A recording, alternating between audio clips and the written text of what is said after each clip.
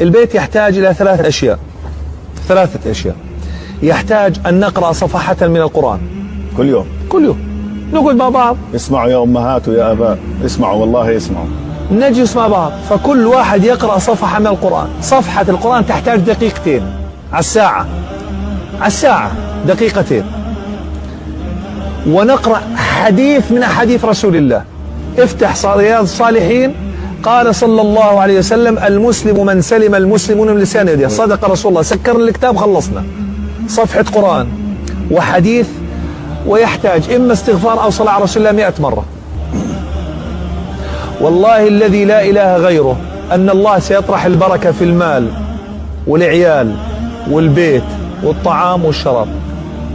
طبقوا يا أمة محمد. سيطرح الله البركة، سنجد البركة في المال والعيال والبيت والطعام والشراب. ما شاء الله.